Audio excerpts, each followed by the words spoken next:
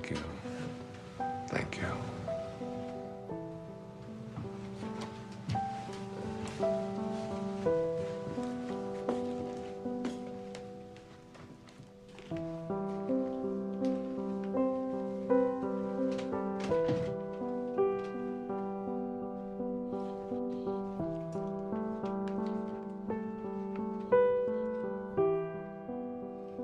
Thoroughly unprepared, we take the step into the afternoon of life.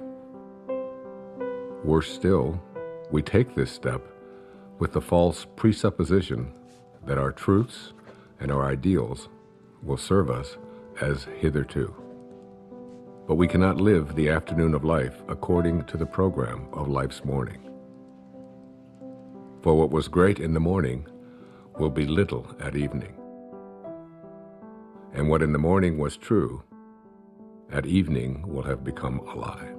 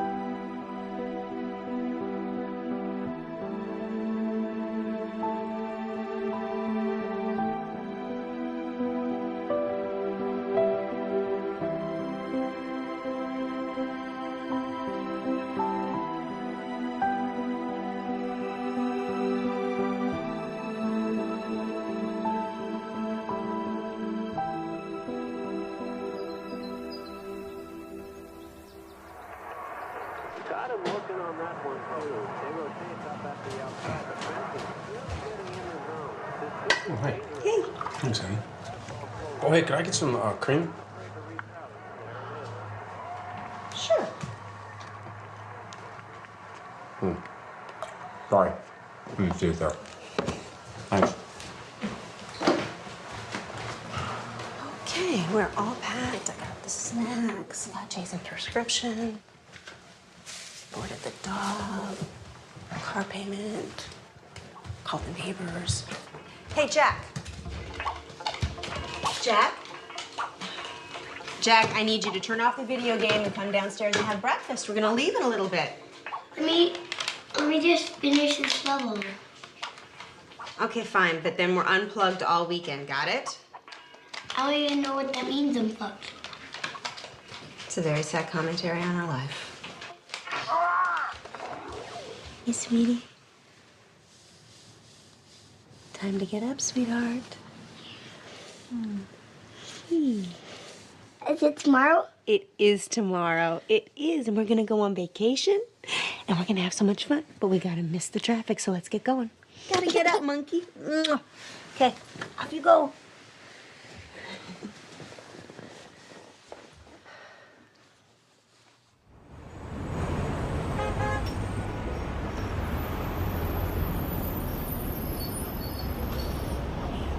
You're overreacting, Larry. I don't know what they can do. They can do a lot of damage to your image, Chad. Now listen, you have a brand to protect. More development can't afford lawsuits from environmental groups. This just isn't the right climate for that kind of stuff. What are you suggesting? I suggest you decide on some sort of compromise, or we'll be tied up in court, and you won't be able to start this project at all. You know, why didn't this come up when we did the impact report? I mean, for God's sake, we're talking about a tree. No, it's more than a tree.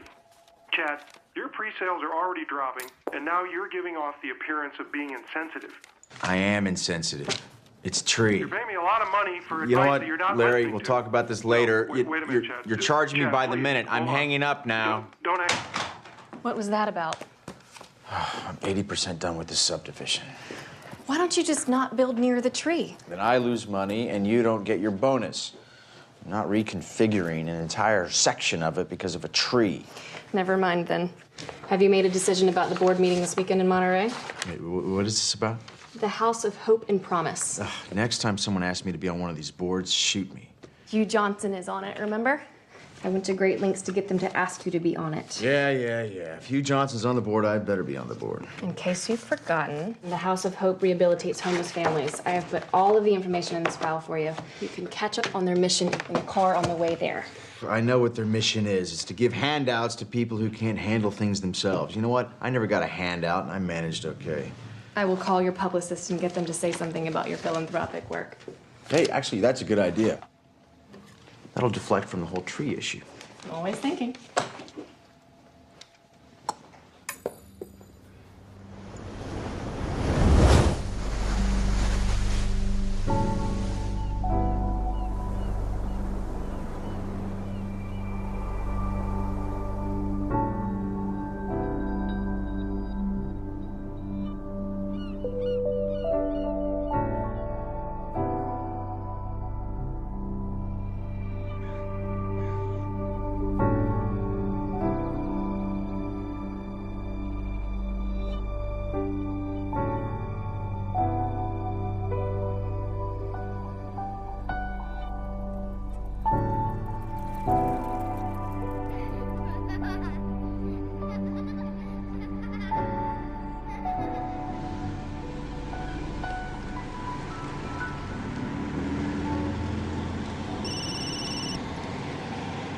And I need to find where the director's cottage is, so. Hello? You gotta get a new van, bro. Yeah, what happened? Is it? Well, it's kind of hard to hear you. The reception's shoddy up here. What do you mean they're reconsidering? You're kidding, right? Well, you're my agent. You're too violent. What does that even mean? I don't make slasher films. I make art. You got to convince them of that. Do they even know the talent we have on this? You got to find a way to get them. Look, he shook my hand. He looked me right in the eye, and he said, "This is a go project. I want to do your film." Yes, because if the money doesn't come through, I'll have to scramble to get another investor. I thought this was a sure thing. Excuse me, coming through. You want to make me happy? Get the money for my film. That would make me happy. I gotta go. I'm on the Wayne Dyer thing. Bye. Wow, damn. Is there anything we could do? You got about $5 million? If I did, would I be here? Then I don't think you can help me. Cheer up, David. It's a quick job. It's quick. It's quick and fun. It's 6:30 in the morning, Sarah. It's not going to be fun. It's just a job. Nothing artsy. We'll get them their footage, and then we're out of here. Wayne! Good morning, David. How are you? I'm great. I hope this isn't too early for you. Oh, no, I've been up for hours. Good, good. This is Rob, our cameraman. We're very lucky to have him. Nice to meet you.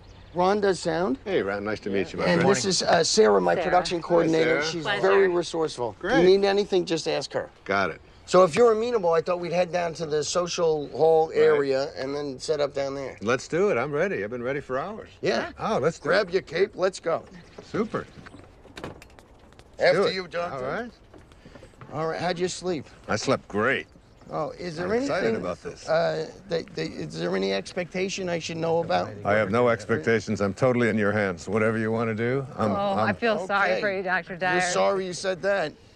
I'm just gonna blot you a little bit there. You got a little shine. Okay. You can't go wrong at this place. Isn't it beautiful? It is gorgeous here. I'm sort of allergic to nature myself. Oh, I just love it. I'm so thrilled to be here. He looks good. You want less trees, more trees? How's that looking? Sure, that's fine. Do you know anything about the history of this place? Have you looked into it? Not really. We just go where they send us, you know? The guy who runs this is a fascinating guy. He was telling me about the history of it. I can't hear him. Really a magical place. It's it's. Can you say that again? I'm sorry. It's a magical place. I got him. Back in 1913, Julia Morgan, she was an architect, Oh, right. and she designed this entire place. They set it up as a conference center for the Western Division of the YWCA, and they would hold all of their meetings here. And the name of the place, it's called a Silomar. You know, who knows what a Silomar is? And I was asking him, he said, well, a silo or a silio means refuge, and mar means sea. If we're good, we can start. That's interesting. Hear that, David? I heard it, together. yeah. This is a refuge by the sea, and it's just stunning. It's just so beautiful. I'm so That's excited great. to be here. Wayne, just so you know, tomorrow and the next day, we'll just ask you questions, and you go ahead and answer, and then we'll move locations and do more of the same. And I'll also be shooting some B-roll over the next couple of days. What again? B-roll? B-roll, like walk the and bees, talks you're and shooting the exercise. bees that are here. Yeah. Listen, it's your vision. I'm open to anything. Whatever you see, I'm happy to go along with it. Well, I'm more of a technician on this one. Really? Well, you know what? You might find yourself learning something. Maybe. Well, I'm open to it. Great. Let's go ahead and roll camera. We're speeding. Sounds good. All right, Sarah, would you be kind enough to slate it? I would love to. You're gonna slate me? I'm gonna slate you. All right. Dr. Dyer, interview 1. Okay, Wayne, you came up here to write your latest book. Can you tell us a little bit about what you came up to write about? Yeah, I'd be happy to. One of the things that has intrigued me over the years is so many people coming up when I talk about purpose and finding meaning in their life is what is my purpose? How do I find it? It always seems to be eluding me. I can't seem to get there. I've always felt that the real purpose of life is just to be happy, to enjoy your life, to get to a place where you're not always trying to get someplace else.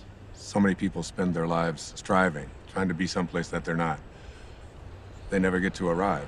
One of the ways to understand about how to find your purpose in your life is to return to nature, to find your own nature. I wrote a book a few years back called Change Your Thoughts, Change Your Life, which was based upon the ancient teachings of Lao Tzu in a book called the Tao Te Ching. Lao Tzu reminds us that all being originates in non-being. Jesus put it this way in the New Testament, it's the spirit that gives life. That you didn't really come from your parents. You really, all of us came from this place called spirit. And when you showed up here in this world, you showed up here from a tiny little drop of human protoplasm, a speck, if you will, and everything that was in that little speck that became you, everything that you needed was in that tiny little speck. One of the most important metaphors that I ever use is that the first 9 months of your life, from the moment of your conception until the moment of your birth, everything was being handled for you. There was nothing for you to do. You don't get consumed with the color your eyes are going to be or what your body is going to look like. It's all taken care of for you. You just surrender. I call it a future pull. And it's pulling you in the direction of whatever it is that you were supposed to be. And to me, it's not too great a stretch to say if everything you needed for the physical journey was already handled in there, then why not everything for the rest of the journey as well? All of your purpose, it's in there. All of what your personality, it's in there. Everything that you were to be, not just the physical you, but everything, if you just let go and allow. And so we're born. And we look at this beautiful little creature. As parents, I have 8 children. I've seen it happen many times. And you look at this beautiful little child and you look at it and you say, great work, God. Great work. Couldn't be any better. We'll take over from here. And then we're surrounded by all these people, our family, our culture, wherever we go. And we begin to be told that we can't really trust in who we are. Stop it, no, give that to me. We have to trust in something outside of ourselves. And we're on a journey towards ambition. Once you begin to say, we'll take over from here, you introduce something, you just take this perfection and you just edge out the Creator. You edge God out. E-G-O, ego. This ego is the part of us that starts to tell us who you are is not this perfect divine creation, this piece of God that you came from. It doesn't say that. It says who you are is what you have. It begins with things like our toys, and then our bank accounts, and then the possessions that we have. Before you know it, we begin to identify ourselves on the basis of our possessions. We begin to take on a set of beliefs about the more that I have, the more valuable I am as a person. And so we spend our lives taking these young children and immersing them in a culture that emphasizes more. It becomes almost a mantra of the ego. You have to have more. And the more you have, the more you are aware of how much other people are trying to take it away from you. The more you get consumed with how do I protect it and how do I make more of what I have. The dilemma here is that if you are what you have and things go away, then who you are also goes away in the process. Going somewhere? Yeah, I thought I'd come with you. Why? Why not? Because this is a work thing. I'll be in meetings all day tomorrow. I'll have nothing to do. matter if you're busy. I'll go shopping or something. I'll be fine. Hi. Sorry, we won't be needing you after all. Thanks, you can go. What are you doing? Oh, come on, it'll be a beautiful drive. Which car should we take? You are not coming, and I do not want to drive. I want to be driven because I have work to do. Okay, well then I'll drive. Let's take the Porsche. Denise, the place I'm going, it's not the kind of place you're used to. It's rustic. I think I can handle it, Chad. I know how to rough it. You know, I don't understand the sudden desire to spend time together. I just want to get away. Would you prefer I got my own room? Okay, what's wrong with you? Maybe I'm interrupting something. Oh, come on. Are you meeting someone out Of there? course not. Look, I don't even want to go to this thing. Well, then all the more reason I should go with you. You're not going to fit all those bags in the Porsche. Why don't you help me try? The second aspect of the ego is this idea that I am not only what I have, but I am what I do as well. We are... You gonna get that? No, please, go ahead. Oh, it's all right. No While we're problem. stopped here, do you want anything, Dr. Dyer? You want water or anything? No, I'm fine. Still rolling, guys. We're cutting. What? Oh, keep rolling. Please. So, second component of this ego is the idea that not only is who I am what I have, but it's what I do. And what I do becomes this thing called achievement.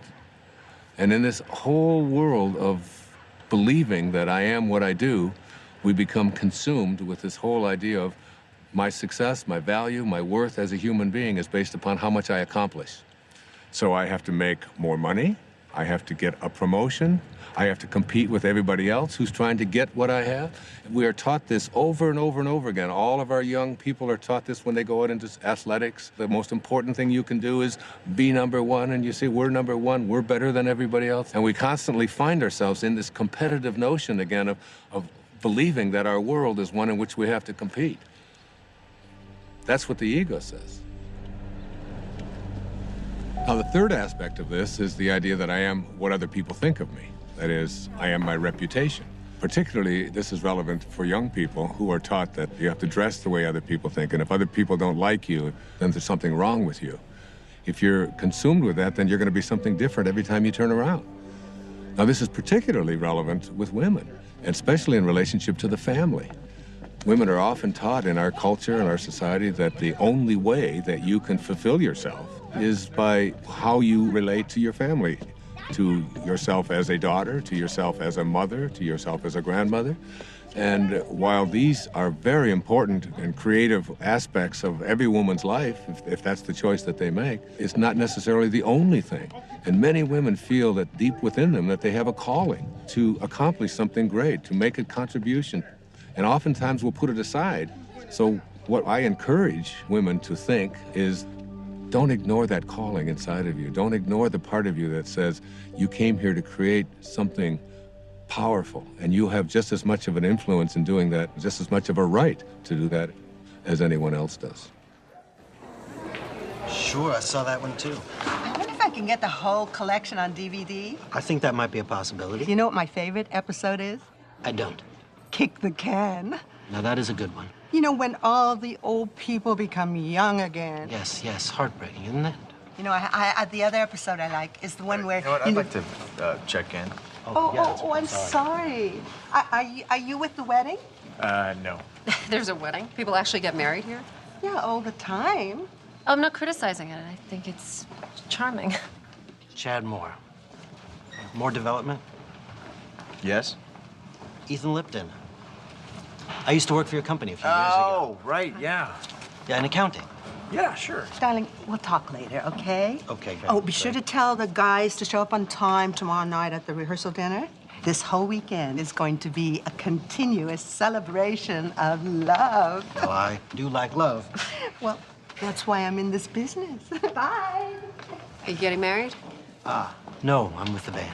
Oh, well, have a fun weekend of love. You guys too. Do you remember that guy? Not at all. Hi there. Hey, let's see, I'm checking in. The house of something? Promise and Hope. Promise it. Chad Moore, I'm on the board. Welcome to Asilomar, Mr. Moore. We have you in North or Longviews. If you go out the door and to your left... My wife has joined me unexpectedly, so could we get one of the larger rooms? You don't have to tell him that. Well, they weren't expecting you. You were unexpected. Just one of the nicer rooms would be wonderful. Thank you. I'm not used to camping. Camping. That's funny, Denise. Let me see what I can do for you. There's so much stuff we can do. Oh, that'd be cool. Where are the kids? Huh? Oh, Ethan. Whoa. Jack, Ethan, come over here. Come on. Come on! Get over here! Come here, troopers. Take you and you go with your mom. Stand on my toes. Yeah, and also something away from all the noise would be nice. I do have a room on the first floor in the lodge building. Yeah, something higher. Of course, Mr. Moore. Do you have a room on the second floor? Higher than that, please. I'm afraid that's about as high as we go here. You're kidding. What a waste of real estate. I think you'll like this room. It has a balcony. All right, if you say so. Give me a second. Give that to your mother. Give that to your mother. You heard her. Hand it over. I said we were going to be unplugged this whole weekend. Do you guys just want to go home? No, we're not going to go home. It's no fun. Come here. Stay with me. Here, jump on my feet. Jump on my feet. I'll lift you up. There's no way we can have all these meetings with these kids running around and screaming. Have a great stay. Look, I don't need to be having this conversation right now. I don't have time for this. I can't deal with this right now. It's not... We move into then the later parts of the ego, which talks about something called separation. And the ego has a very strong belief system that who I am is separate from everybody else. And then another component of the ego teaches us that I'm also separate from everything that's missing in my life, from all the things that I'd like to have. And then finally, the ego teaches us the most egregious error of all. It teaches us that we are separate from God. And one of the simple constructs that you learn in the afternoon of your life when you shift into the meaning phase of your life is to realize that you came from a source. We can call it God, we can call it Tao, it doesn't matter what we call it. And that this source is everywhere. There's no place that it is not. It must be because it creates everything. Everything comes from this source. Then it must be in me. If there's no place that it's not, it must be in me. And if it must be in me, it must also be in whatever it is that I feel to be missing from my life. If you know that, then in some way, everything that's missing from your life that you would like to have, you're already connected to it in spirit. And all you have to do is figure out a way to align yourself with that and have a knowing that you're already connected to it. You just have to bring it on its way in the way that you think and process. What, was that out loud? Yeah, you just said that out loud. Sorry. That's okay. Sorry, it is intense. There's no question about it. It's very intense. Please continue. Okay. I was saying that as we move into the afternoon of our life, we take the same ego constructs that we learned in the morning of our life, which is all about competition, winning, being better than everybody else, and we try to apply these same constructs to the afternoon of our life. And what happens is we end up living a lie. For what was true in the morning, in the evening, has become a lie. The problem is we don't really know how to move into the meaning phase of our life. This is when we have to learn to go back to those first 9 months, from the moment of our conception until the moment of our birth. Lao Tzu speaks about this in the Tao Te Ching. Let yourself be lived by it. He says that the Tao does nothing. It's leaving nothing undone. This is where we have to get to a place where we can surrender and have a knowing that we're not alone and that we're going to be guided and that we have a nature and that we can trust in this nature. It's not something that we have to always be struggling with. It's not something we have to be in charge of. Literally, think about it. Let yourself be lived by it rather than you taking over. But as we move into the meaning phase of our life, what's happening is we begin to think about fulfilling a dharma, fulfilling a destiny, fulfilling something inside of us, a calling that only we can feel inside of us. No one else can tell you what that is. But if you feel it and you know it, winning and being ahead of other people takes a back seat to feeling fulfilled and living your life on purpose.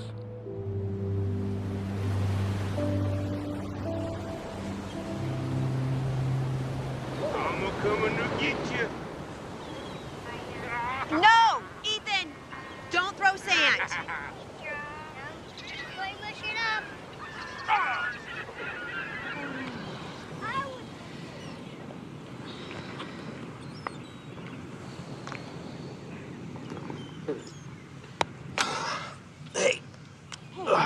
Anything to drink? Juice box. Sure. I'm gonna go back and get some more sunscreen.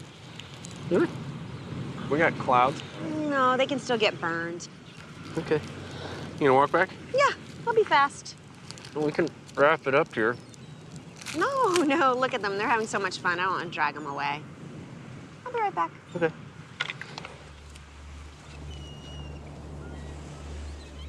You got some great stuff. Well, I think it was a good start. I think it really was. I think you're going to see this thing come together in some unexpected ways. You're going to be surprised. You really are. Directors don't like surprises. Well, you're in for some. Great.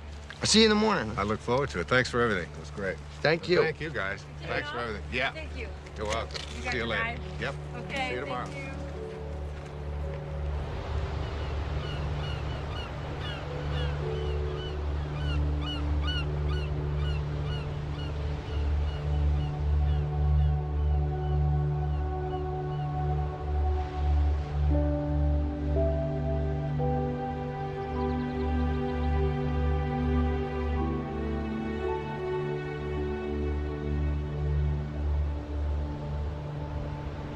Amazing, isn't it?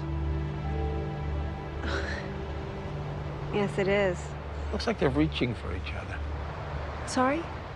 Well, the trees, it looks just like they're reaching for each other.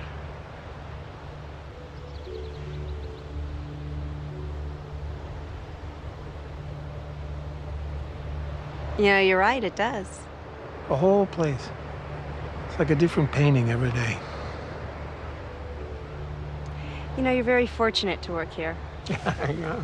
Hey, you want a lollipop? Excuse me? It's root beer. You like root beer? Actually, I do. It's root beer, but with a little bit of licorice. Thank you.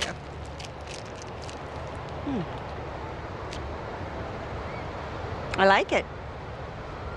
I like everything about this place. Like what? What do you like about it? I don't know, it's just, it's so beautiful. I can't describe it. In words, yeah. I guess so. I mean, words versus images. Images? Pictures. No, don't do that either. I used to. When I was in college, I used to drive down to the beach and I'd sketch for hours. Oh well, doesn't matter anyway. Oh well.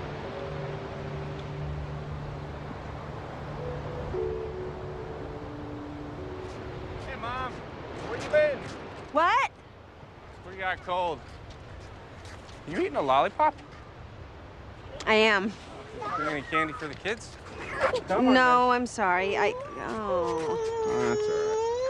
Let's go back. Come on, buddy. Let's go. Yeah. All right. It's okay. Here. I don't get it, to be honest with you. That really doesn't surprise any of us, David. Seriously, if I didn't have ambition, nothing would get done.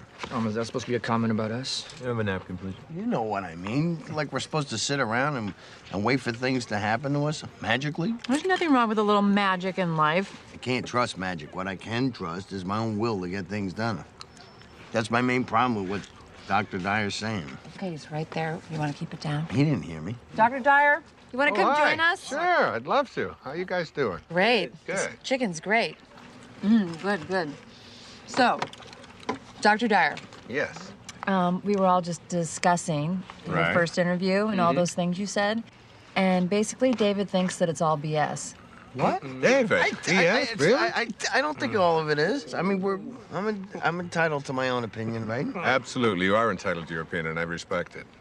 And you know, David, you don't have to get this all at once. You know, just get a little bit at a time. That's all it takes. You know, you just start practicing it. Eventually, it becomes a way of life, and you start living from a different perspective. I'm not really a spiritual person. I'm too busy. Yeah, spirituality is kind of like a luxury. That is true. I find it hard to find time to meditate.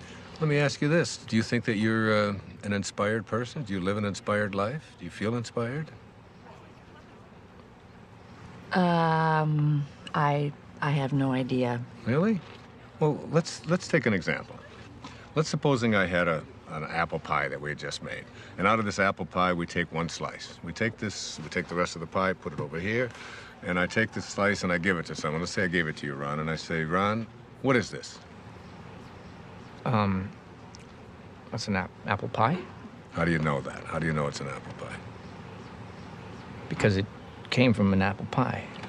So, well, you laugh, but I mean, the truth is that's a very profound statement that you just made, that everything in the universe must be like what it came from. You take an acorn and you'll never get a rose bush out of it. You look at yourself and you ask yourself the question, where did I come from? Who am I and what am I like? You know, instead of making our choices out of the place that we really are, our authentic self, we're making them out of the ego. And every time we make choices out of the ego, all kinds of things begin to happen to us that take us away from finding meaning in our lives. How do you know if you're making a choice from your higher self?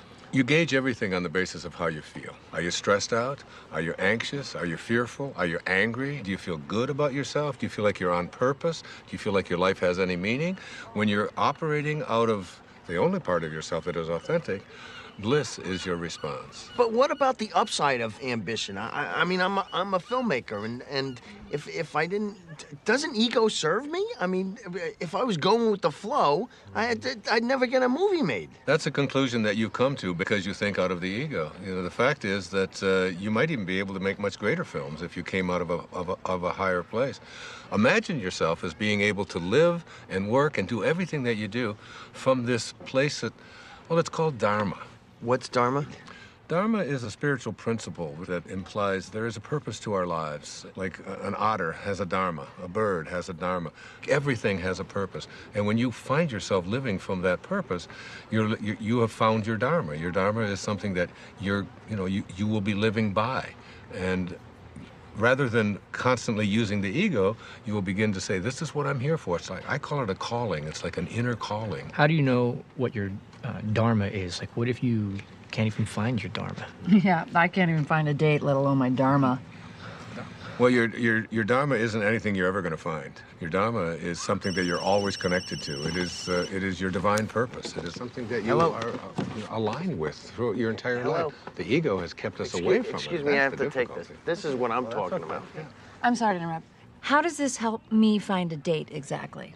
You don't need to find a date. If you live what I'm talking about, you'll understand that everything will be perfect and everyone that comes into your life will come in on time perfectly.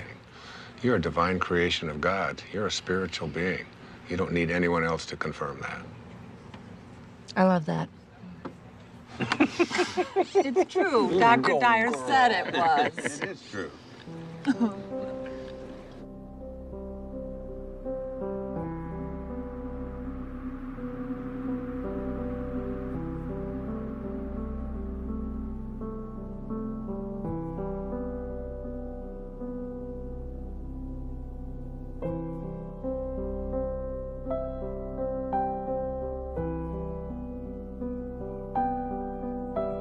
You know, I don't want you to think that I don't appreciate what you're saying. I do.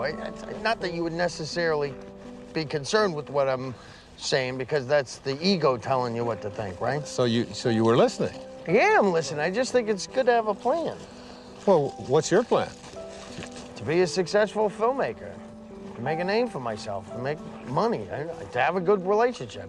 So you're talking here about prosperity, you're talking about abundance, you're talking about happiness. I haven't have any problem with that. I've been attracting abundance and prosperity into my life forever. I think it's actually quite easy to do. I really believe in it. For you? Well, you know, the problem what you're talking about here is the ego.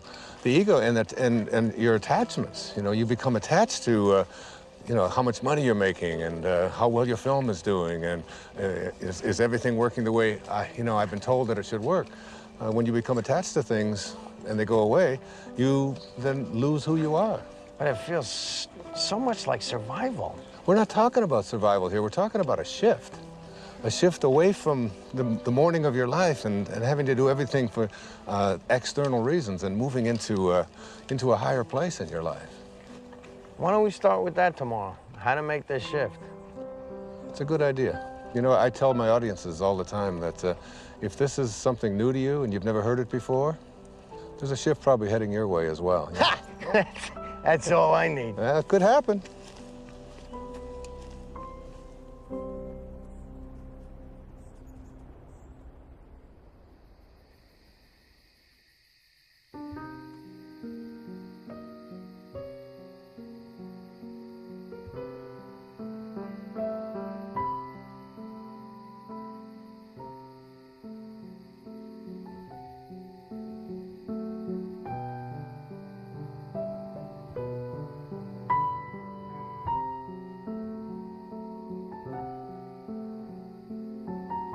When great thinkers talk about union with God, there's this theme that comes through. It's about being in silence. When everyone else is asleep and there are no distractions, when you feel yourself alone with Source, this is the time when you are closest to Source. Being alone with Source is not just about feeling good, it's about a new awareness of my own divinity and what it's capable of achieving. It's all about returning back to the place that you came from. T.S. Eliot has a great quote, "We shall not cease from exploration, and the end of all our exploring will be to arrive where we started and know the place for the first time." I got a cut. Wayne, hold there for a minute. Hold there, Wayne, for a second. What is it? It's a bad angle. I gotta be lower. How long? 5 minutes. Wayne, take 5. Just hang there. We're readjusting the shot. Absolutely, no problem. You want some water, Dr. Dyer? No, thanks. I have a lotion here. Finish that test real quick. Hi, you've reached the office of Alex Chase at ICM. Please leave a message for Alex or Jason at the tone. Thanks. Alex, it's David. Call me back when you get this. I'm getting a little antsy. I think we should have heard by now. What did the executive say? Do you know anything? And why haven't I had a meeting yet? See the difference? Yeah. Call me back. I'd appreciate it. Ooh. Wayne Dyer interviews day 2. Rolling. Okay, we'll start with the transition from ambition to meaning. Great, it's a good idea. I can give you an example from my own life. It might be helpful. When I first started writing, I was very blessed to be considered, quote, successful. My motivation very often became how much money was I going to make on this book? What was my next contract going to look like? How many weeks did it appear on the New York Times bestseller list? What position was it? Did you get on the Tonight Show? Did you get on the Donahue Show? Hold on, I'm confused. Yeah? Yeah, if you were a success, who cares what was motivating you? Well, I guess you begin to change your definition of what it is that constitutes success. I mean, success can be identified in those terms, and there are other ways to look at it as well. But there's people listening to you. I mean, where would you be if you didn't initiate it? I mean, it got you started, right? I'm sorry to interrupt. Are we switching to a Q&A format? I'm just curious. Sorry. No, that's okay. It's a very normal question. It's a very common concern that people have. For myself, we talked about my writing, David, and yes, by all means, it was successful, but there was a part of me, inside of me, that said, there's something more for me. I was writing books about psychology, your erroneous zones, pulling your own strings, the sky's the limit. All of them were doing well. All of them were bestsellers. It was all. But inside of me, I was shifting. There was a calling to something else, and I could see the shift taking place in my life. And the shift was, it was more in the direction of spirituality. It was more in the direction of higher consciousness. I began to become excited and thrilled by reading people like Krishnamurti, by reading people like Muktananda. And I remember going to my agent and I said, I want to write a book about how to take some of these great spiritual ideas. He said, no. You're going to write a book about sex. He said, this is going to sell. This is like Dr. Ruth has got one, but you're way better than Dr. Ruth, you know, and he's going on and on. And he said, and then I've got a second book for you, and we're going to do a 2-book deal, and you're going to write a book about how to make money. You know, Wayne Dyer's approach to making money. And I'd say, Artie, I said, I can't do that. I said, I have to write about it. He said, no, nobody's going to buy this stuff. He said, that's the airy-fairy stuff. That's out there. That's all that new agey stuff. He said, you don't want to. I said, but I have to write that. That's what I'm living. That's what I'm feeling. It's so exciting. And I remember submitting the proposal to him, and he said, all right, I'll send it in. And they reluctantly, they didn't give me much of an advance at all because they didn't even believe in it. But off I went. There was a strong inner kind of feeling that I had something greater to give. I had something that I had to do that was beyond just going through the motions, just doing what I had already mastered, what I knew how to do. I remember when I made the shift, even though there was a little bit of fear, I remember feeling probably the freest that I'd felt ever in my life. I wasn't motivated by whether people are going to buy it, how much money I'm going to make, whether people are going to put me on a bestseller list. Those became external kind of factors. Those became things that started to chase me rather than me chasing it. Basically, I think, David, what I'm trying to say to you is that you get to a place in your life where you start to be guided by something that's larger than yourself.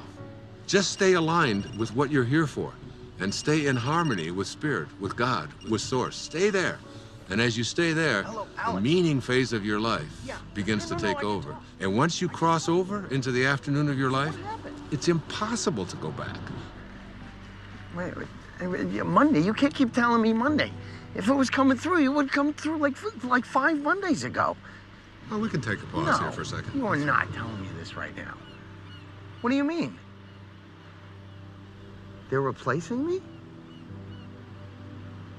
You don't know what to tell me? This movie meant everything to me. I bought them this movie! It's my movie! This movie meant everything to me! Damn it! Okay, this would be a great place to break. Is he okay, you think? I think he's gonna be fine. Let's just call it lunch. Everybody get something to eat, okay? And then as soon as I...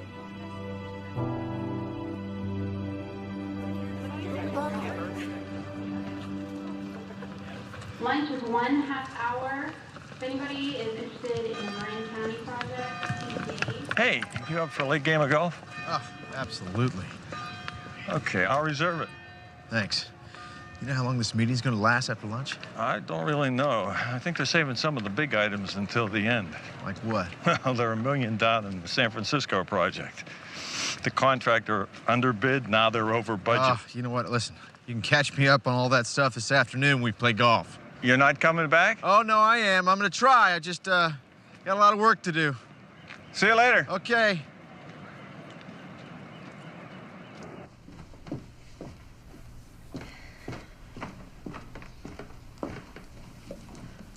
Good book? Not bad.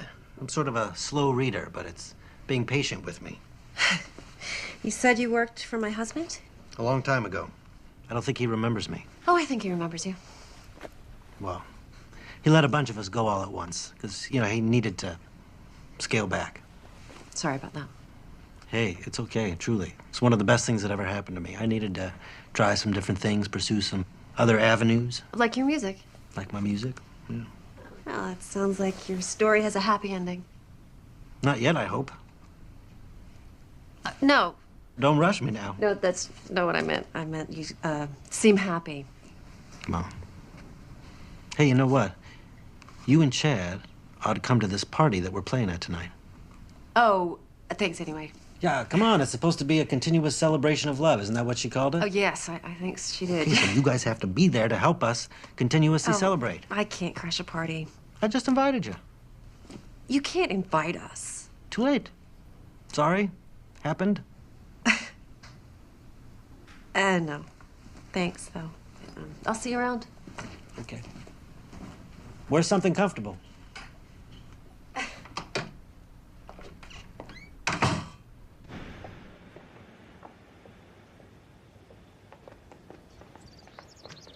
Denise. Denise. Hey, slow down. Stop! Oh, hi. Why didn't you stop? I didn't see you there. Where are you going? I was going into town. I thought you were in meetings all day. I was. But, I'm bored. Yeah, well, if Hugh Johnson can do it, you can do it. No, I'm not cut out for this non-profit thing. So. Oh, Chad, you just gotta fake it. No, I'm coming with you. What? I said I'm coming into town with you. Honey, I love you, but I don't enjoy shopping with you. I need some me time. I thought we were supposed to spend time together. right? Look, Denise, I'm not kidding. I cannot take another meeting. I'm coming with you. Whatever.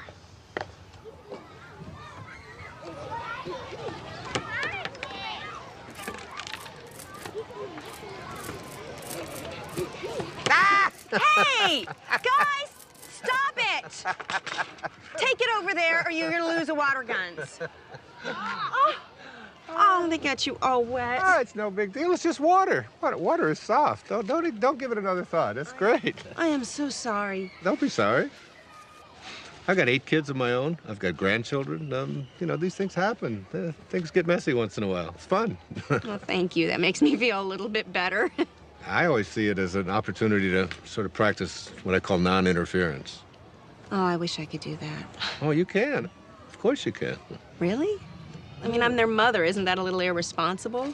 I don't see it as irresponsible at all. I think parenting is not about having children lean on you. It's about making leaning unnecessary. Yeah, they've got a compass. Let them follow their own compass. What would I do with myself if I wasn't interfering? Oh, I don't know. Do you ever think about music or art or something like that? How'd you know? Know what? Nothing. Thank you. It was really, really nice talking to you. Well, you too. God bless you. Namaste. Namaste. All right, guys, come on. Time for lunch. I don't want to eat. Me either. Before they eat, see them. Just come and eat when you're hungry.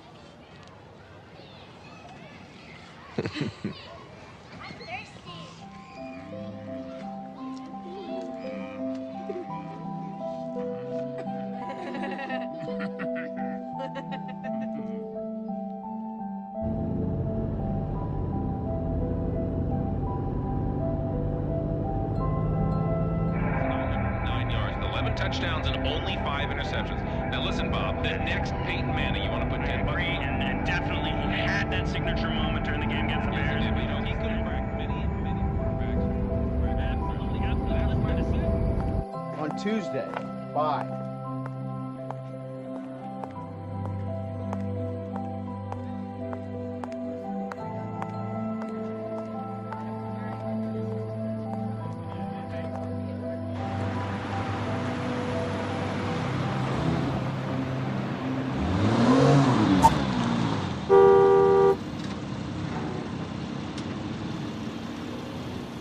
I think I'll return that dress. The one you just bought? The red one. I waited 45 minutes for you to decide if you were going to buy that. I don't think I like it. Then why'd you buy it? Actually, I think I already have it. It took you an hour to buy a dress that you already have. This is exactly why you shouldn't come shopping with me. Well, I've got an idea. How about if we just not talk to each other at all?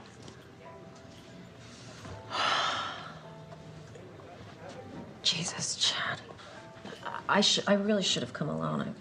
I've got a lot on my mind. You've got a lot on your mind. What could you possibly have on your mind? All right. I wasn't going to tell you this until tonight, but...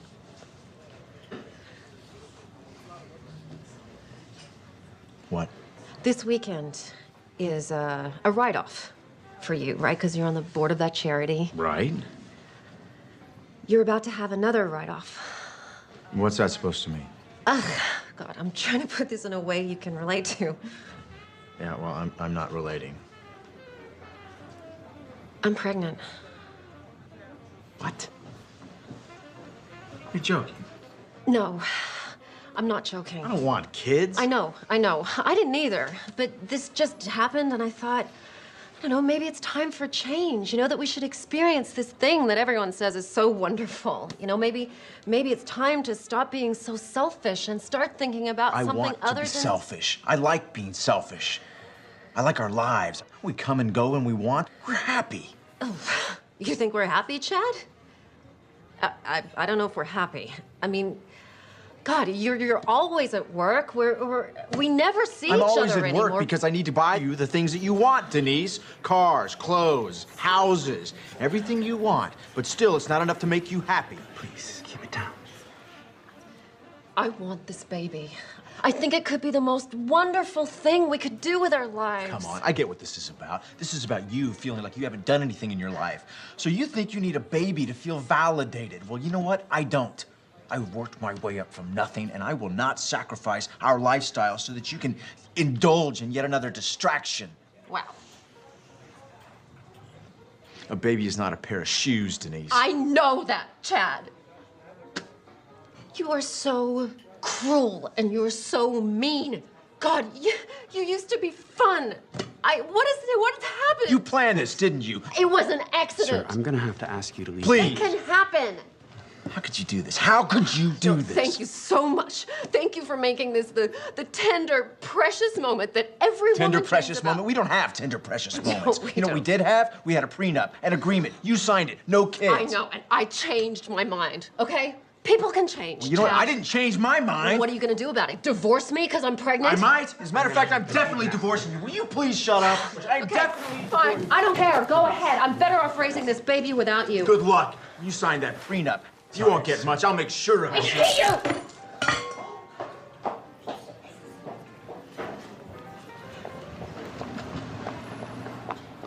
Sir, I'm fine.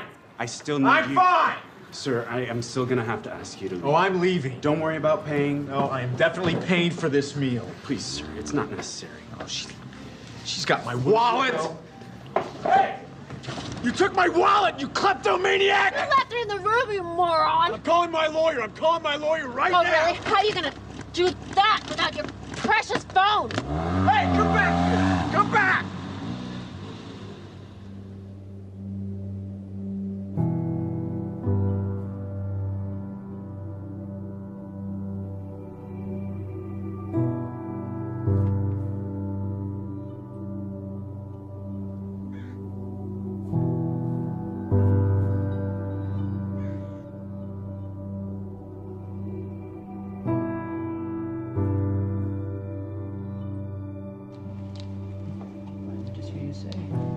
Testing. 1, 2, 3. Can you hear me? Great. Okay. Dave. Nice of him being in the cold, Dave. huh? It is.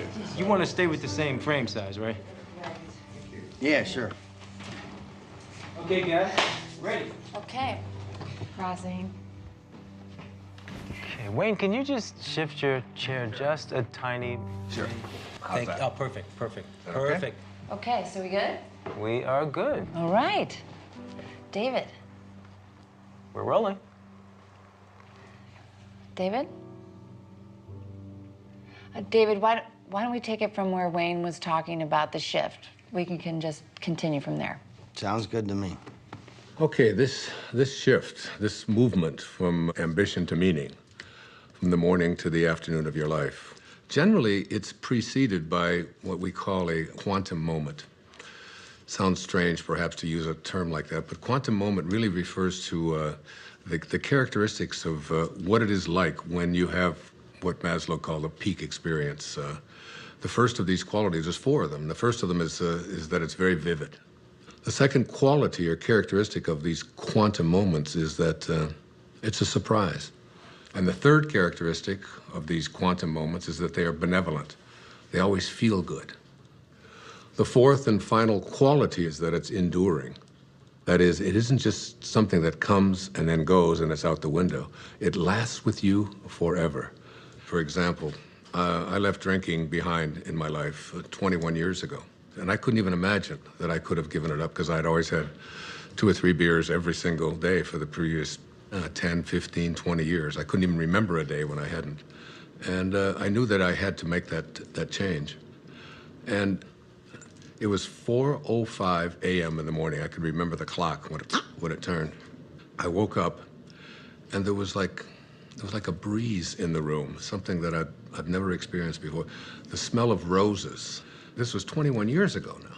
I can tell you what was hanging on the closet, the hook that I had there. On the mirror there, I had a cartoon that I had there. I can still see that thing exactly as if it happened this morning.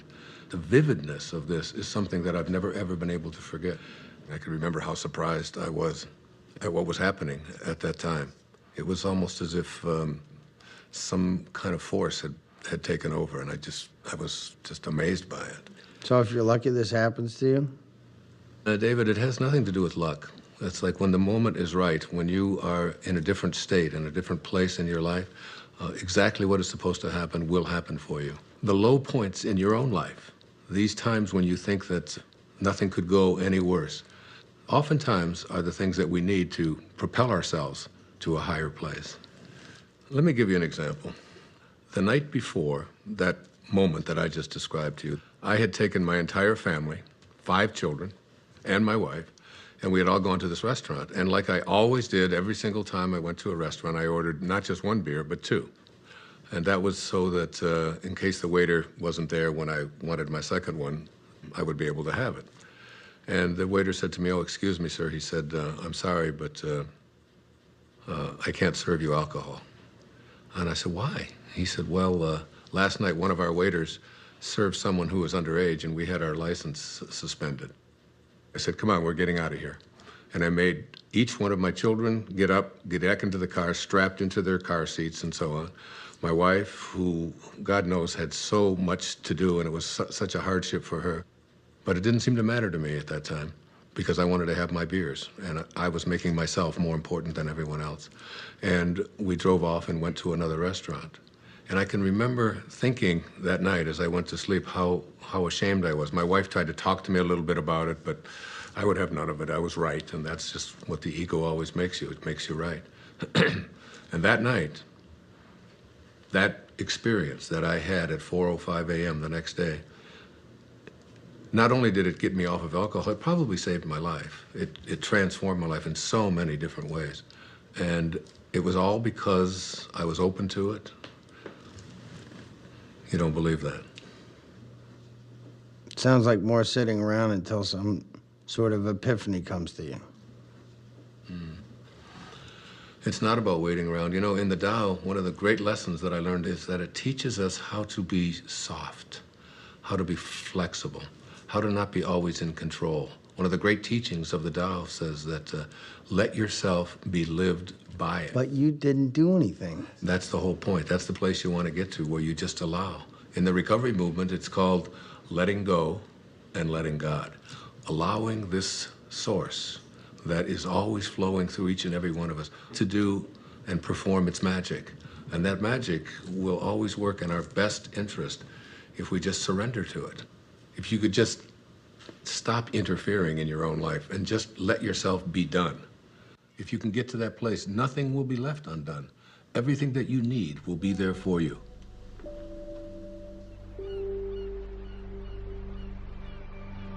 It's mysterious for most of us because we believe that we're the ones who have to do everything.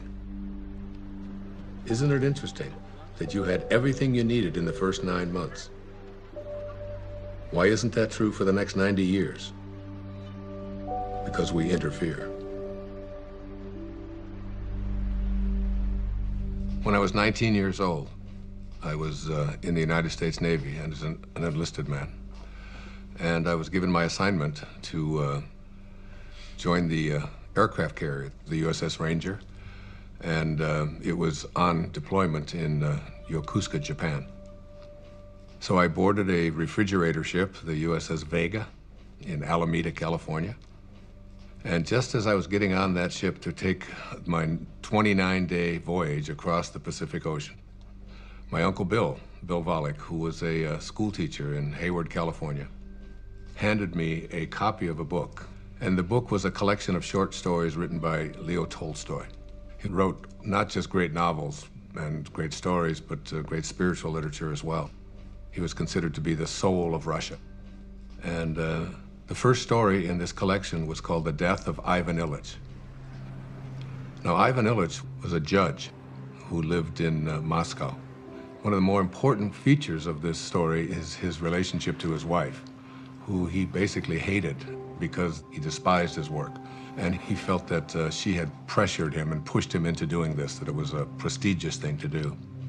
And he was filled with internal rage and anger at what he had done. The title of the story kind of gives it away, The Death of Ivan Ilyich. You know he's going to die. Now, Ivan Ilyich was lying on his deathbed, and his wife is holding his hand, this woman that basically he despised for all of his life. And he looks up into her eyes, and his last words are, "What if my whole life has been wrong? and he died. I was very shaken and very moved by that. And I took out a pad of paper and I wrote a note to myself. And I said, "Dear Wayne, don't die with your music still in you." And I've lived that for my entire life. When you die, you will return to that source, and you will be in that space of love. But the Tao says that you don't have to die to get there. You can die to the ego and live from that space of perfect love while you're here. That vivid, surprising, benevolent, enduring quality that defines the quantum moment that leads us into the shift is really an indication that you're returning back to the source. You're beginning to live from the Tao. It's reconnecting with the field of intention. In Greek, the word enthusiasm breaks down to entheos-iasm, which means the God within. When you have passion, when you have enthusiasm for something inside of you, that's really God speaking to you and saying to you, don't get to the end of your life and have to be able to say what Ivan Illich said, what if my whole life has been wrong? I can't think of a greater tragedy than that.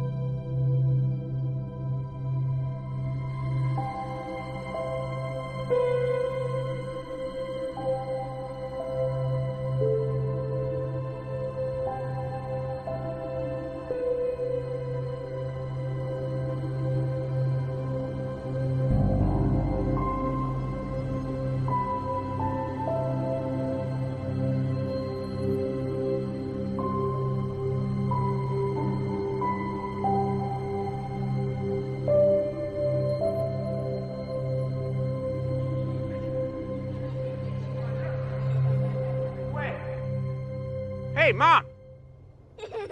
What is it? Eartha, Mom, where'd you go? I'm sorry, it's just...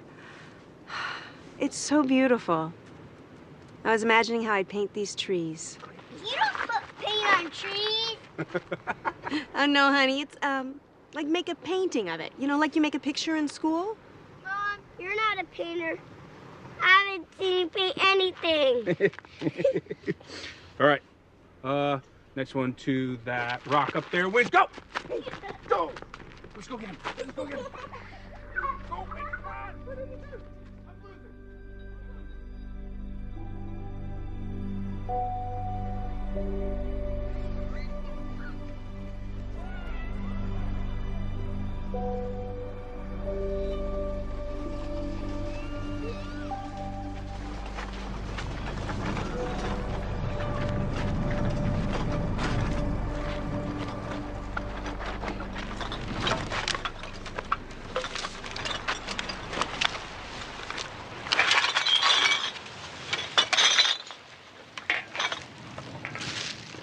Hey, here's some money.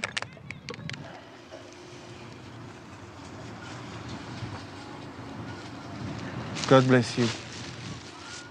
What? I said, God bless you. Why would you say that? I didn't even give you any money. You got any money? Not at the moment. What do you? Need to call a cab. Hey, here you go. It should help you. Thanks. Wouldn't happen to have a cell phone in there, would you? I don't need one. You make money with that stuff? I make good money. Where do you live? Over there. Over there. But my favorite place is there. Under that tree. That's my favorite. I know that tree. We are friends. It's a good one, huh? You know what you gotta do? You get some of these bottles, and you can make some money. There's a machine down there. You put the bottles in, and you make some money. Thanks. Maybe I can save up for a cell phone.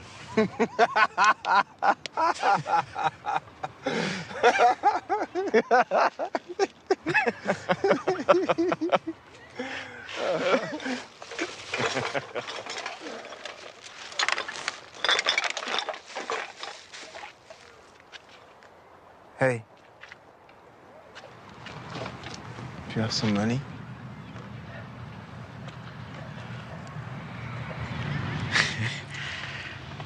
I do. I have 6 pennies.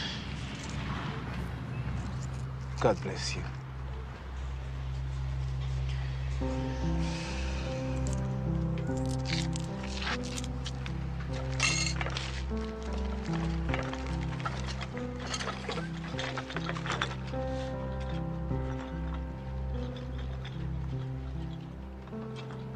Synchronicities. It's like a collaboration with fate. All of that becomes the norm, and the ego is no longer the driving force in your life.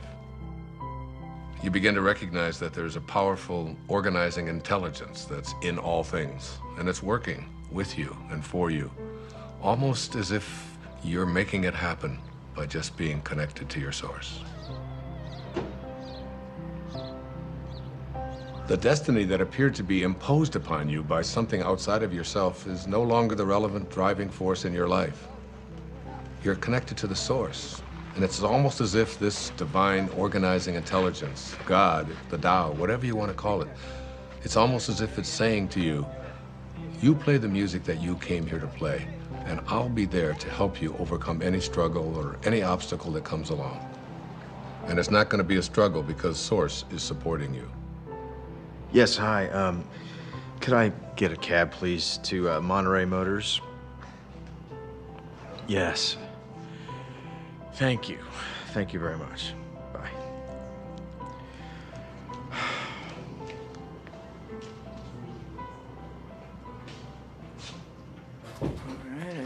I can't stop thinking about what you said about a destiny being imposed upon you. Well, you know, I think all of us, each and every one of us, have a knowing within us. You know, it's been said that when you trust in yourself, you're trusting in the very wisdom that created you. It's there to tell us who we are and what we're meant to be. I know, but so much of society is putting stuff You wanna on get a drink? people. It seems No, like all the I'm time. good. Dr. Dyer, can I ask you a question? Sure. Are men and women different when it comes to this? Do they shift differently? It's very different, as a matter of fact. There's some recent studies that have just been published on that. I'd be happy to share them with you if you like. That would be great. Okay, super. All right, I'm taking off. Okay, man, I'll catch up with you. So there was this incredible study done. It's, I've got it right here. It's called The Moment That Turns Your Values Upside Down. And there's 4 components to it. There's men and women before and after. Now, before one of these quantum moments, they were asked just to list the most important priorities of their life, from the most important to the least important. Now, for men, the very first and most important value that they had learned was wealth, the accumulation of money. It's not really that big a surprise, because we are taught as men when we're growing up that your job is to support your family, your job is to get ahead. And the second most important value for all of these men was a sense of adventure, to go out there and, you know, conquer the world, Be whatever. the guy. Yeah, absolutely, be the macho guy. The third was achievement. You know, as men, we're raised to believe that you are what you do, what you accomplish, what you're able to create. The fourth is the idea of pleasure. You know, going out with the guys, getting as many dates as you can, having as much fun as you possibly can. The fifth of these is to be respected, all right? And we all know as men what that means, you know? You're not giving me any respect, man. And then you get out there, and when you're growing up and you're a kid, and if you don't get respect, you're having fights. Here are the top priorities of our lives, you know, be able to make money, to have a sense of adventure, to have, you know, to achieve, to feel pleasure, to be respected. That's basically the morning of our life. This sounds like my list. What are you talking about? When was the last time you had fun? Oh, do not even listen to her. I know how to have fun. Do you mind? I'm trying to hear Wayne. Go on. Thank you. I appreciate that. All right. So the second part of this study, which is the after. A quantum shift has taken place. Same questions, only it's many years later, and they followed this over a lifetime. And the number one value is spirituality. Spirituality. The number one thing. It has gone from making money to spirituality, which wasn't even on the list before. You can't even find it. I've got the top 15 of them listed right here. It's not even on there. The second one is personal peace, less anxiety, less stress, if you will. The third one is family. Now, family was on the other list, but it was way down before. Now, what happens after one of these moments, you begin to look around and say, what is it that's important to me in my life? And then the next is God's will. This is the one that says, I have a sense of purpose. And then honesty is the fifth quality. Not just honest that I don't steal, but how honest am I as a man, you know, with my feelings, with yeah, that's exactly right, you know. Those are the top qualities for men. So there's the before and there's the after. You can see what a significant change this is, what a shift has taken place here. Hey, everybody. Hello. Thank you. We are very glad to be here tonight. Steve and Lisa are dear old friends of mine, and so when they asked me about the prospect of our band playing at their wedding, I felt like I had no choice but to say, are you sure? Are you positive that's something you want to inflict upon your friends and family at your wedding day celebration? And Steve and Lisa assured me that that was exactly what they wanted to inflict upon their friends and family at their wedding day celebration. And so, here we are. You need a bossy man to love you, a bossy man to hold you close, a bossy man to dress and care for you, a bossy man to take control. You need a man with all the answers, a bossy man who run the show, a bossy man, he pays for everything, he never says I do not know.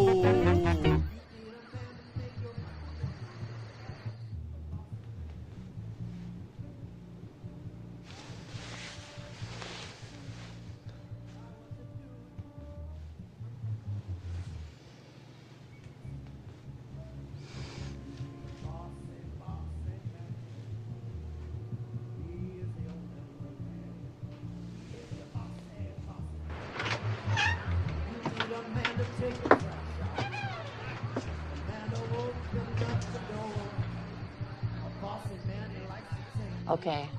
I know what you're going to ask. I can already tell. Yeah. What's the deal with the women? Bring it on. For women, it's even more astonishing. Before one of these quantum moments, the number one value is family. And it's not surprising because women are kind of raised in our society, in our culture, to be a good mother, to be a good daughter, to support your family, to take care of your children, and so on. The second one, which may surprise you, was a sense of independence, of feeling as if I would like to feel independent. Women are very conflicted. Yeah, makes sense. The third was career. Now, very often, women never even felt that they had a right to go for a career because they were obligated to be taking care of their family. And this is not a put-down of that at all. What we're saying here is that there's something more. The fourth quality for women was fitting in, having to be like everybody else and so on. Yeah. And then finally, attractiveness. And this became not just like it's nice to look nice, but my whole values are, and how do I look, and where do we get this? You know what? That is so scary when you break it down like that, because where is it that we learn as women we're supposed to be pleasing everybody else all the time? Well, go on the newsstand. You know, all you see are magazines with pictures of girls with waists this big and, you know, with implants, lots of emphasis on makeup, having the right labels, carrying the right bags, and so on. So these became the top qualities or characteristics or values for women before one of these shifts. Well, I hope the after list is better. Their values shift dramatically. The number one value for women after having this experience, it's right here, is my own personal growth. Now remember, before it was like taking care of everybody else, doing the right thing, fitting in, and now it's all of a sudden, how am I growing as a human being? How do I feel about myself? The second is a sense of self-esteem. Am I worth anything? How do I feel about myself? Am I a valuable human being? The third one is spirituality. My sense of my connectedness to something bigger and greater than myself. And then happiness. Again, this wasn't even on the list. It was almost at the bottom of the list before. How often have women been raised to believe that their happiness isn't an important thing, that doing what they are supposed to do rather than feeling, you know, a sense of, I'm entitled to be happy. And then a very interesting one, it's called forgiveness. This became very important in their lives. Forgiveness. That's good, because then you can forgive all those people that gave you bad information about what you're supposed to be doing. Yeah, there's a whole lot of resentment that begins to take place in people. It's what so many people just go along with. Oh, right. Joe. This is great. Hey, you're the best. Thank you so much. This is great. We should be filming this. Thank you very much. Good night, guys. You guys did so well in the hike today. Good night. Can I have a glass of water? Of course you can.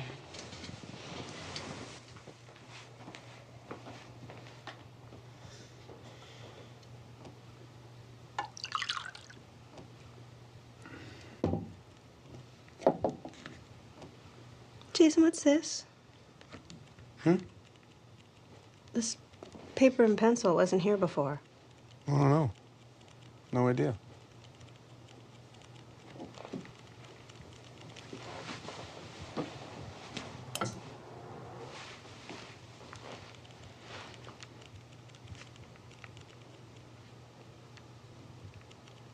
Hey, Jason? I think I'm gonna take a shower. Okay.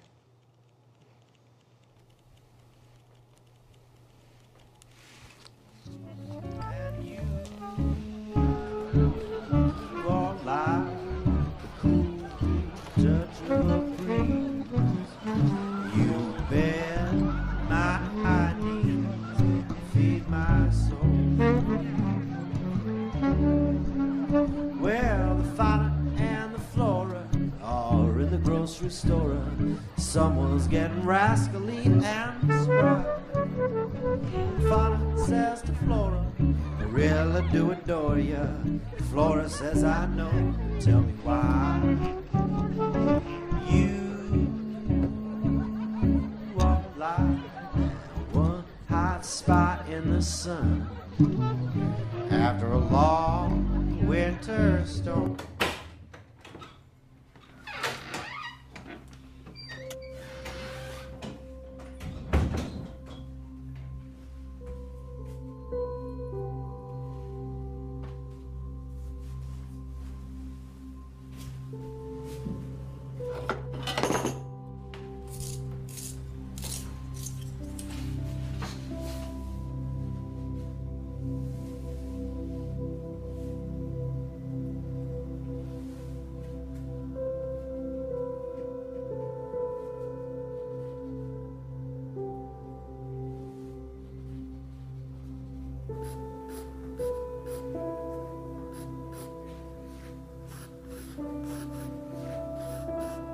I don't know, would you guys like to hear? I think maybe the only true miracle that ever happened to me in my life. A real miracle? Yeah, it was an authentic miracle for me.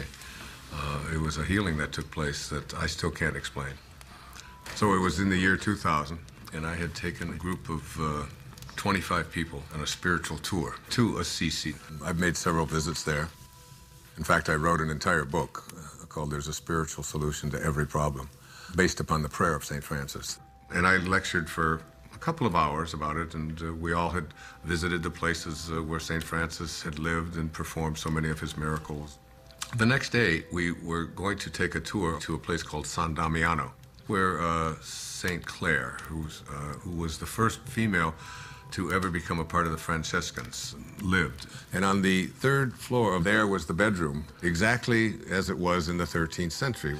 There was a young man on that trip. He was 21 years old. His name was John. He was from Pennsylvania. He had cerebral palsy, and he had 2 very heavy braces on each one of his legs. We were going to go up to the 3rd floor. Now, this was a winding staircase to get up to the 3rd level where St. Clare's bedroom was. Now, John, in order to be able to go up the steps, he would have to move his leg out like this, you can imagine, and then he would go up the step, and then he'd bring the other one down, and then he'd go up the next step, and he would bring it back because his legs were stiff. But as we started to get into the very narrow part of the staircase, he couldn't, his legs wouldn't go out. He could only go this far, so he couldn't go up. And you can imagine he couldn't go down. It was impossible for him to go down. So there he was stuck. I was ahead of him. And he stopped me and he said, Wayne, I'm in trouble. I can't go up another step because I can't get my leg out to the side. There's no room and I can't go back down. What are we going to do? And there was a whole row of people behind waiting to go up this very narrow staircase. So you have the picture? Old people don't whisper, 'cause old people can't hear. We'll just talk louder and louder, year after year. Stop looking at me funny, get over here, and I'll whisper. You have grape juice on your wine? Oh, no. No, yes. Old wills grow stronger. Old backs grow stiff. Old feet grow wider and longer. Old dreamers drift. I'm drifting over your way.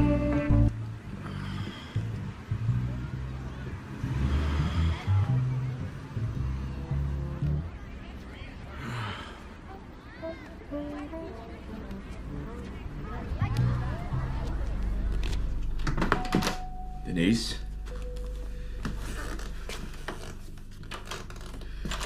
Denise?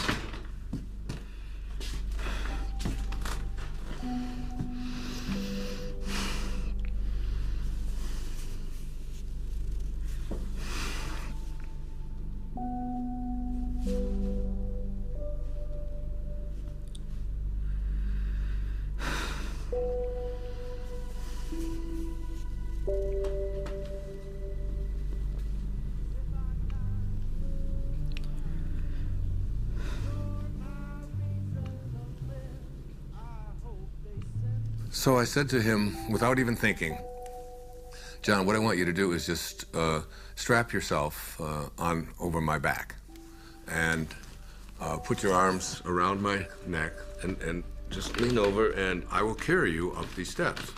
Now, what I haven't told you is that before we went on this trip, I had done some major damage to this right knee of mine, to a point where I had it examined by several orthopedic physicians, and I was told that there would come a time soon when I would have to have this knee replaced because it was down to bone on bone. So as he got on my back, and now we're talking about 240 pounds or so, he went, I went about 3 steps and I realized that my knee was about to collapse and I was going to go straight down. And I had a quick vision of what the newspapers and the Assisi Daily News were going to say the next morning. Spiritual teacher collapses, bottom of the stairs, 40 people dead. You know, it was like, and so as my knee started to go down, at that moment, I saw a vision of St. Francis. I had a vision of what he would look like, and he didn't say a word. It was very, very quick, and he just went like this with his hands. In other words, stand up. And suddenly, and I had the fragrance of roses was in there, the same fragrance that I had, remember in the story I told you? In that quantum moment when I had that, the same kind of thing. And I stood up, and I started walking up the steps with him, and my knee just suddenly righted itself. It was fine. Not only did it right itself, but I suddenly had like a burst of energy like I've never had before. Wow. And I started walking faster with him on my back. Then I started running. And I ran up all of the stairs. My wife was waiting at the top, and she said, "What happened to you, and what are you doing? And everybody else is out of breath." And yet, I said, I had a miracle. I just don't know what happened. And I realized that my knee didn't hurt anymore at all, and I wasn't limping, and I had no pain in it at all. By the way, I've never had any surgery, anything ever done to this knee. It was a healing that had taken place in that moment.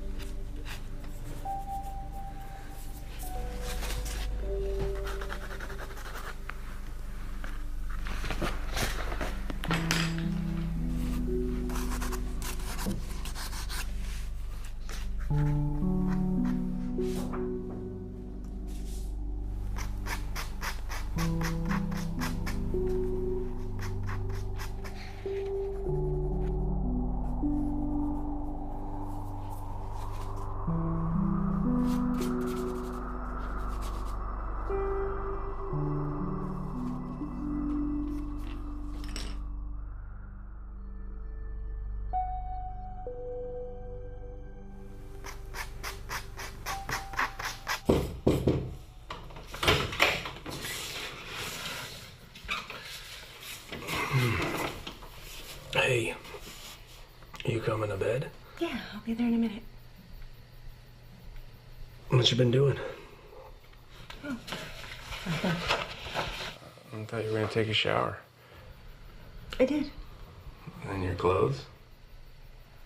I was going to, and then I got distracted. Huh. What you been doing? Nothing. Are you all right? What do you mean? Well, you just seemed a little checked out today. Just wondering if anything was wrong, or... No, I'm fine. Don't worry. I'm a little worried. No. Can I look? Jason, no. Quinn, I just want to look at him. Jason, no. I love what you do. I just wanted to look. Can you please go? Quinn, I just want to see. Just go. Please? No. You know, really, they're not very good anyways. Really, don't bother. Don't bother.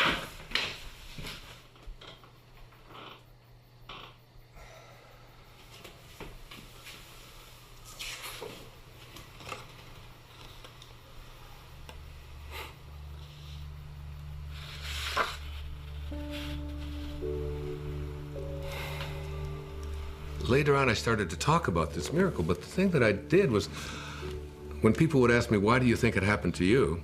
I would always say, well, why not? I mean, I'm Wayne Dyer, after all, you know? And I've written an entire book about him, and he's... I deserve a miracle. Yeah, and it was like, and I really believed that it was like a special sort of thing that came to me. That's what happens, you know, when you get your ego involved in it. And what happened in that moment is that I totally forgot my ego. It wasn't that I'm so grand and so spiritual or that I'm so special. My instantaneous reaction to what John needed was to just reach out to him, and that's when the miracle occurred. In one moment, without thinking, I reached out to a fellow human being in need and forgot about myself. And it was almost as if the door opened, the teachers found me and said, here it is. The best way to have those doors open is to forget about yourself and to reach out and serve. It's always about serving. It's, you know, one of the mistakes so many people make is they just think, well, I'm just going to attract what I want into my life. And one of the things that I really profoundly believe in, you do not attract what you want. You attract what you are. What you are. I would have been too shy. I've such an earnest guy, I would have no further things to say. We ran in such different circles, my baby, jogged round different blocks. Now we gaze at the moon out the window. Denise, come here. Sorry, I'm so sorry. I should never have said this. Hey, look at me. Look at me. It's okay. No, it's not okay. It's not okay. Everything's going to No, be okay. I Everything's did going to this. be fine. No, you didn't do anything. I knew how you felt. I did this. I did this more than you. Listen to me. I'm sorry. I love you. I love you so much. The stars It's gonna be okay. must have been our time. We found true love while staying at home.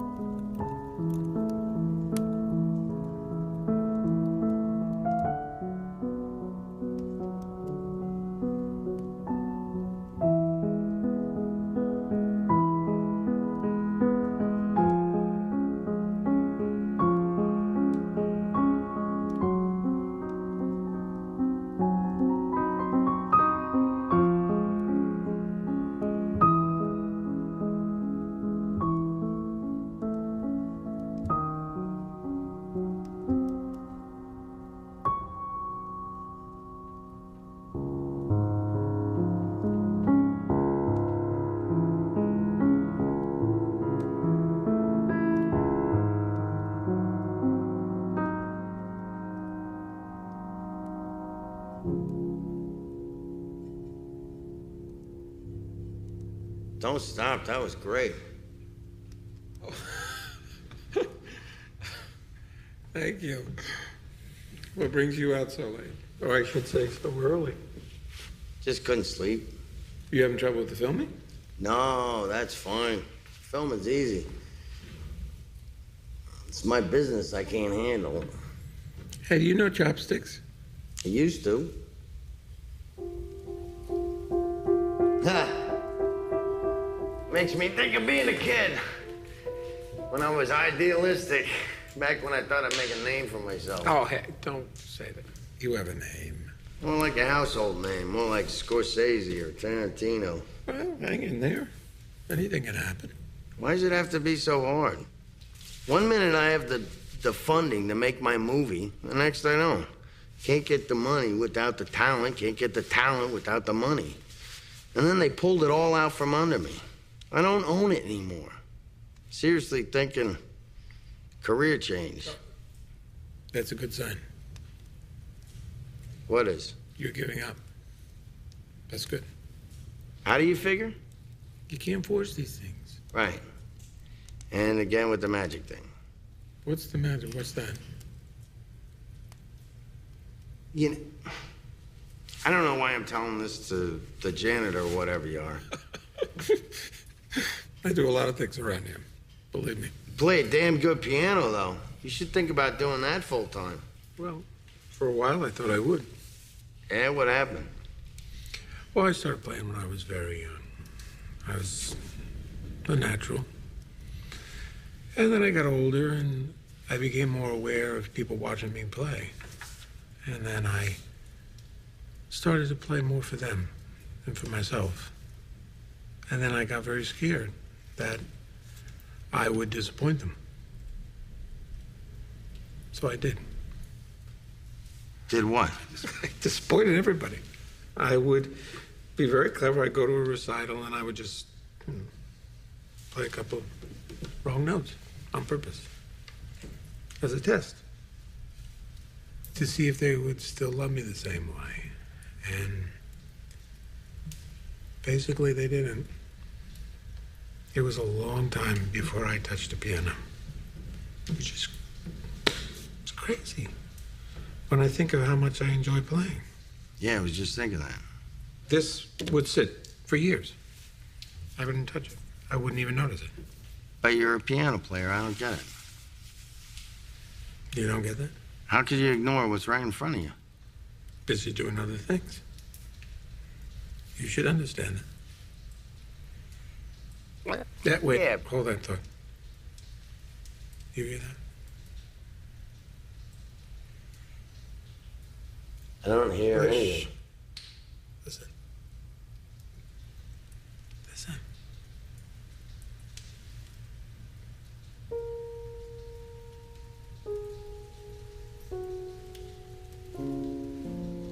That's nice. I like that. I like that too. You making that up? Yeah. Well, no, sort of, yeah, mostly now. What? It's just something I could do. Make music, you mean? No, I can't. And you're a good faker. Yes, I'm just listening. Listening. I listen. And then I just play what I hear. I'm not making it up at all. It makes itself up. Makes itself. Exactly. I just play.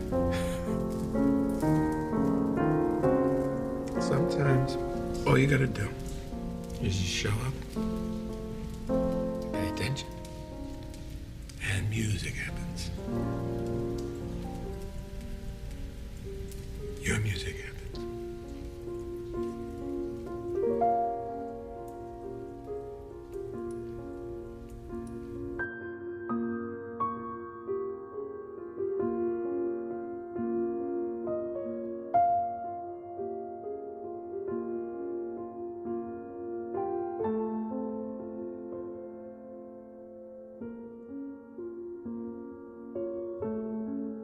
Whatever you're looking for in your life is there for you.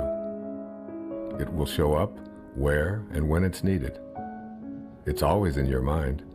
Whatever you need to complete this project, whatever you need to create, it's all there. You can prepare and then let go. It's an easy trusting that everything will happen perfectly.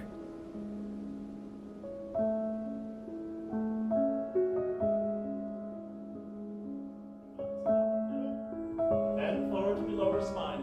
Bend your knees. Place your hands on the floor. Move your hips up and down. Right, left, right, left, right, left, right, left. Get your lower You know what? spine. I can't shoot it from here. No? No, there's tint. Oh, but we really need something for B-roll. We don't have anything. I'm not the director. I don't know what David wants. Where is he anyway? He's probably sleeping off a hangover. Well, I gotta go in. I can't shoot it from out here. Oh, great. Go in. Go do that. You're not coming with me. Me? I'm not going in there. It's like 200 degrees in there. Okay. And what about you? No way, Jose.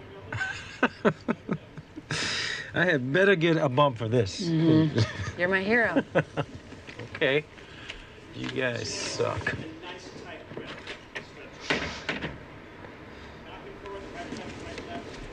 Hey, good morning. Good morning. I got up early. I was scouting locations. What? I found the most amazing spot overlooking the ocean. For what? For this? Yeah, for this. Really? It's a little bit of a hike, though. That's okay. We will indulge your creativity. You sound inspired, David. I am inspired. I'm making music, doing the down. What are you talking about? What is Rob doing in there alone? That's some crazy hot yoga torture. Yeah. I can't let him be in there by himself. Cover me, I'm going in. You're going in? Pick up your right foot in front of you. He's going in. I can't believe it. We live in a world in which all things are possible. There are no accidents. There's this divine organizing intelligence that supports all things.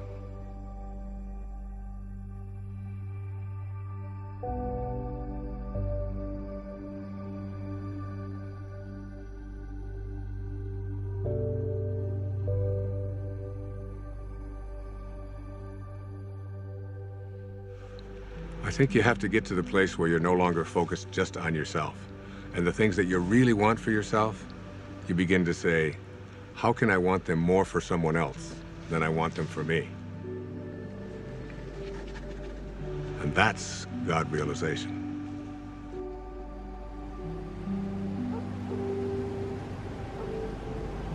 One of the things that happens when you move away from ego is that you move from a sense of entitlement to a sense of humility. You realize you're entitled to nothing. That's just the ego speaking. So the fundamental truth is that you must be like what you came from. If you came from divinity, you must be divine. If you hold your hands up and say, these are the hands of God, then what does God do with his hands? God is just giving. That's all God knows how to do. Hi. How are you this morning? Better than yesterday. That's a good way to be. Not better than anybody else, just better than you used to be. Hey, I was wondering, is there a place around here where I could actually buy some flowers? I wanted to bring some back for my wife. I can let you have some of these if you want. Really? Yeah. I mean, they're not fancy like you get in a flower shop. They're just indigenous roses. A little more rustic. I think my wife might actually like that. Hey, now, wait, let me help you. Cut just above the leafy part there, and above the leafy part, and try to do it on an angle. Hey, there you go. Good. Can you tell I've never done this before? Not much of a gardener? No. I usually pay people to do my gardening. People who actually know what they're doing, like you. Oh, well, I get a lot of satisfaction out of it. I've never really seen the value in flowers, I guess. Don't you ever send your wife flowers? No. Oh, that sounds bad. It's a new day. Yes, it is. You know, there are over 200 species under the genus Rosa. And there's a rose database that has, I think it was over 6,000 variations of roses. Seems almost excessive. Here. Thank you very much. Can I give you a tip? No, thank you. You sure? It's okay. Well, I'll be sure to tell the owner of this place what a great staff he has. You just did. You? You're the owner. No, I really am. I apologize. I thought you were just the gardener. That's an easy mistake to make. I saw you watering the plants. Plants need to be watered. Yes, they do. Thanks again.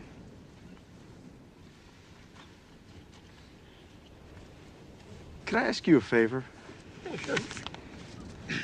I'm here for a board meeting. Yeah, I know. You were at the House of Promise, right? Yes, and I've got to give this to the executive director, but I don't know what room she's in. Oh, I can find it. Well, actually, could you give it to her for me?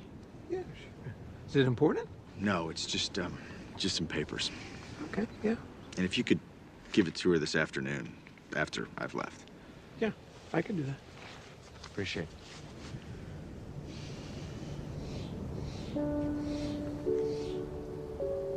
So you shift your thoughts from what can I get to how can I offer, how may I serve? If your attention is off yourself and about giving, the universe will respond by giving back to you. The universe will say, how may I serve you? But you have to be in a place of service yourself. That's when the transition is complete, when you move into that place that is without ego.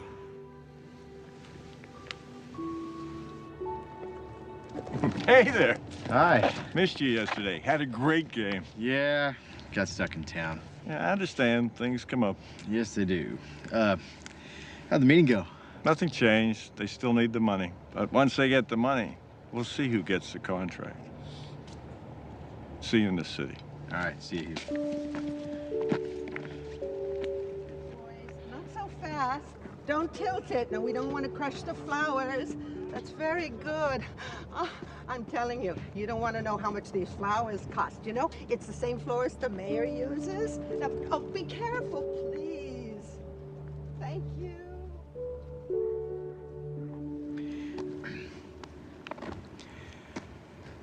How about the name Rose if it's a girl?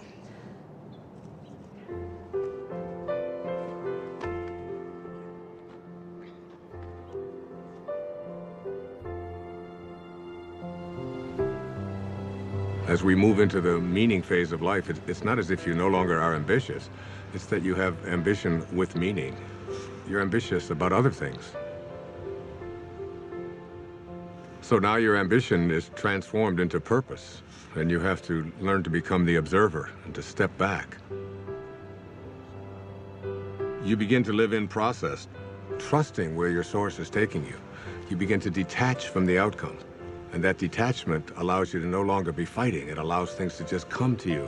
And you're no longer being the person who's making things happen. You're allowing them to show up. The fight is gone. So I get asked over and over again, is there a purpose to the ego? And my reaction to that is it's just not worth defending. The ego is the thing that is the false self. And when you're defending it, you're defending an illusion. You're defending something that really isn't who you are. Your authentic self is way beyond the ego. Every one of us knows that we came here with music to play. And yet we have a tendency to believe that we are separate entities and that we have to fit in, and that's our role in life. And none of that is true.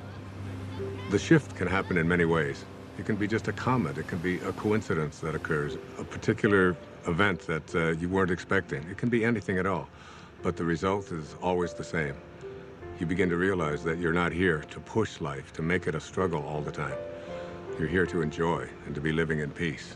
That's what happens when you're in the afternoon of your life.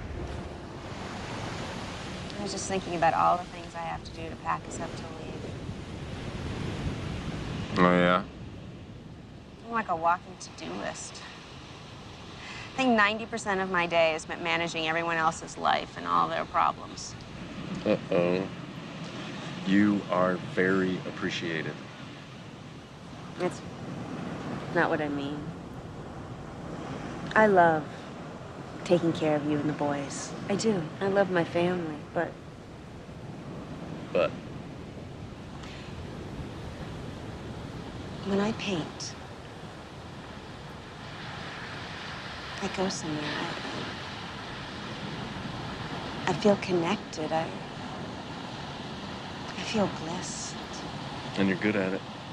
I miss it so much. On the hike yesterday, and Jack told me that I don't paint. I realize that my own children have no idea who I am. They don't even know what I do.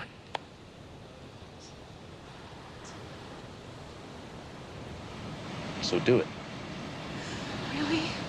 Yes, absolutely. Thank you. I want to stay here. What? Just for a week. Right now, just this next week. What, you think I'm gonna leave you here all alone? Jason, every cell in my body wants to stay here just a little bit longer. Just... I'm hearing you, but I have no idea what you're saying. I need to reorient myself. I need to find my way back, and I need solitude to do it. Quinn, you're a mother of 2 small children. You don't get solitude. Jason, you have to know I love you. And I love the kids, and I am still us, but I am more than this.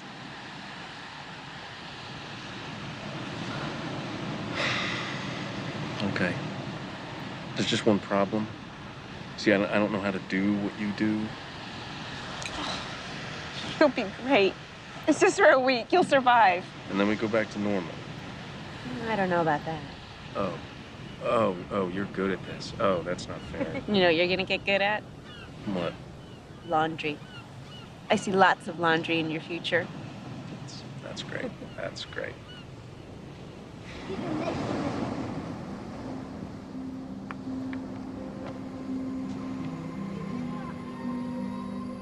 If you want to see the doors open in your life, you detach yourself from what the ego says, and you allow yourself to live from this divine place called spirit. And what Lao Tzu called the virtues, he said there are 4 of them. The first of these is reverence for all of life, which is respect. The second is sincerity, which is really nothing more than just honesty. The third is gentleness, which manifests itself as kindness in our life. And the fourth is supportiveness, which just manifests itself as service, offering service to others. Those are the 4 virtues. And Lao Tzu asks us to live by them. There's a great quote by the poet Hafiz. He said, even after all this time, the sun never says to the earth, you owe me. Just think what a love like that can do. It lights up the whole world.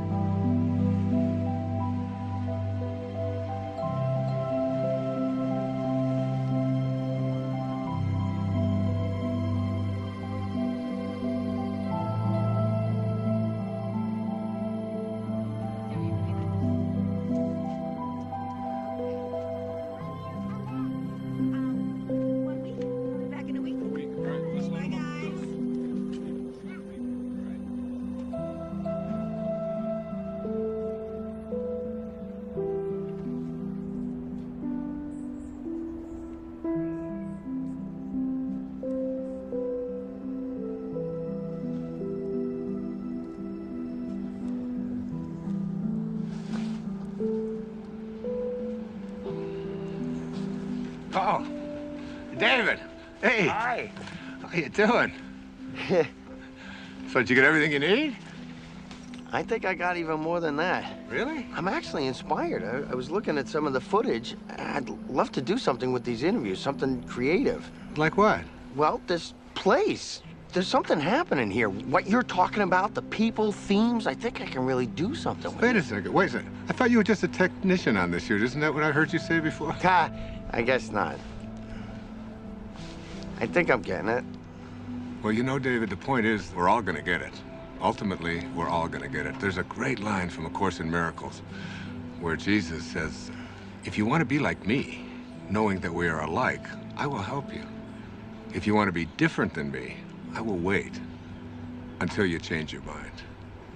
And you will change your mind.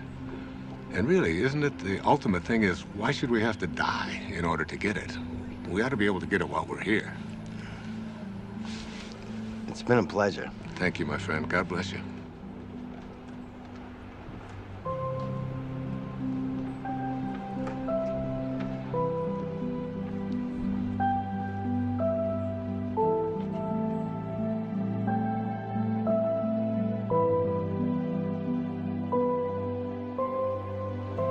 Nobody needs to ask the question, what is my purpose? It will always be found in service. If you can just for one day put your attention on making life better for someone else, if you can focus on thinking like that, that's how God thinks. It's an ancient concept, but it's still relevant. To touch someone's life is more valuable than any amount of money. My friend Byron Katie says, to believe that you need what you don't have is the definition of insanity. That you can't be fulfilled until you get all these things, that's an illusion. Really, you don't need anything more. It doesn't matter what it is you do. You could be a cab driver, a teacher, a factory worker, a manager. What matters is that you put your attention on how may I serve. Think of the people you go to, whoever you are in your path. You can run an entire business this way. not being attached to outcome, putting attention on service. Your life becomes about living those virtues. How can I serve? How can I be gentle? How can I be reverent? Thinking like that means you're living in meaning. The messages of the morning are about what you can and can't do, about how society defines you. But in the afternoon, after the shift, it's about connecting to an energy that's taking care of everything, and we're all just being done. Try to stop yourself from breathing, from your fingernails growing. Living the virtues is all we need to do. The truth is, I feel something else is in charge of all of this. So it's really about surrendering to it. Surrendering to something that is bigger than you, that you are connected to, and that's really in control of everything.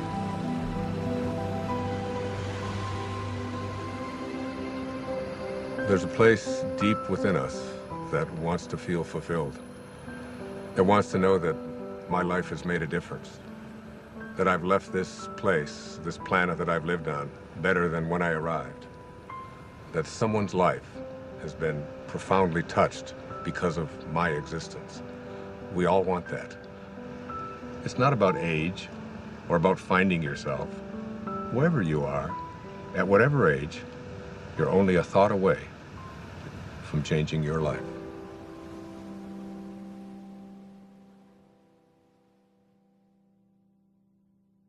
This is not a race.